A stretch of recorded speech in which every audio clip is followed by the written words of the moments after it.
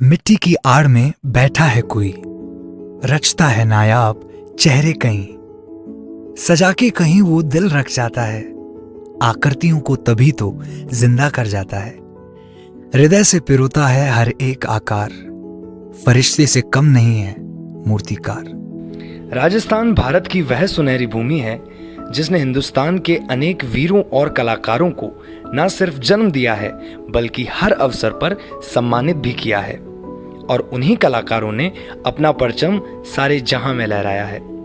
उसी राजस्थान के झुंझुनू डिस्ट्रिक्ट में स्थित पिलानी नामक शहर में कलाएं, वास्तुशिल्प एवं शिक्षा विकास का कार्य करती है। इसी छोटे से शहर में जन्मा एक कलाकार जिनका नाम पंकज भार्गव है। 10 नवंबर 1989 में जन्मे पंकज जी के पिताजी का नाम रामस्वरूप भार्गव था और वो बिट्स पिलानी कॉलेज में काम करते थे। पंकज जी ने अपनी पढ़ाई बिरला शिशु विहार स्कूल से पूरी की और आगे की पढ़ाई आर्ट्स में सेठ गंगाधर शिव भगवान पटवारी कॉलेज से पूरी की। सांस्कृतिक कला में रुचि होने के कारण पंकज जी ने सच्ची निष्ठा से इसे आगे ले जाने की सोची, जिनमें उनका साथ दिया उनके गुरु श्री प्रेमचंद्र जी ने, जिनके ज्ञान के मार्गदर्शन से पंकज जी ने 5 साल की तपस्या कर पेंटिंग व स्केचिंग जैसी कलाओं में उन्नति हासिल की। और अपने नए हुनर और रचनात्मकता के साथ पंकज जी ने अपने प्रथम कृतियों में से एक का निर्माण किया। एक टूटी हुई तस्वीर और डोला मारू जैसी सुंदर कला पर प्रसिद्ध मातूराम जी वर्मा के साथ एक अचानक मुलाकात ने सब कुछ बदल दिया। मातूराम जी वर्मा बहुत ही फेमस थे हमारे पिलानी में, काफ़ी नाम है उनका मातूराम जी वर्मा का। पिलानी में उनके नाम से मार्ग भी डिफाइन हो गया कि मातूराम जी वर्मा पथ ऐसे करके उनका पिलानी में एक वो स्थान भी दे दिया गया उनको। तो उन्होंने कारगिल शहीदों का खूब अच्छा काम किया उन्होंने, और बिरला कानन में उनकी बनाई हुई 81 फीट की मंगल महादेव की स्टैचू भी लगी है जो काफ़ी अप्रिशिएट हुई। नोएडा में टी सीरीज कंपनी के जो ऑनर थे गुलशन कुमार, उन्होंने उनको अपॉर्चुनिटी दी, उन्होंने उस 30 साइज़ का शिव जी का स्टैचू एक और उनके स्टूडियो में बनाया। तो ऐसे मातूराम जी का नाम कोई छोटा नहीं है, उन्होंने जयपुर में नहीं, इंडिया में ही नहीं, विदेशों तक काफ़ी काम किया है। पंकज जी ने पत्थर पर कई कहानियां गढ़ोई। हर चैनी और हथौड़े की मार ने उनकी लगन और निष्ठा का प्रमाण दिया। और 2003 में पंकज जी के जीवन में एक ऐसा मोड़ आया जो कि एक सपने के मुकम्मल होने के समान था। मांडवा के प्रसिद्ध हाईलैंड हाउस में काम करने का सुनहरा मौका। अपने गुरुजी के आशीर्वाद के साथ पंकज जी अपनी कला को कंपनी में बखूबी निभाया करते थे।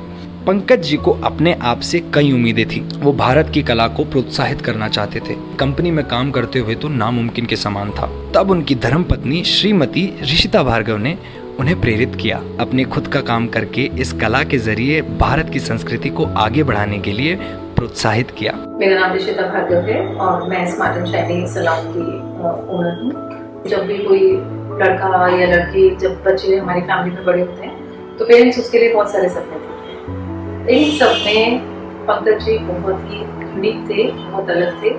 हमेशा से उनका जो ड्रीम था वो एक आर्टिस्ट बनने का था। हम 2006 में जब हम जयपुर आए तब हमारे लिए जयपुर एक बड़ा शहर और बहुत सारी मुश्किलों से भरा हुआ सफर था। पंकज जी में बहुत सारी क्वालिटीज हैं, जिनमें से एक जो सबसे अच्छी चीज मैं मानती हूँ इज वेरी सॉर्टेड।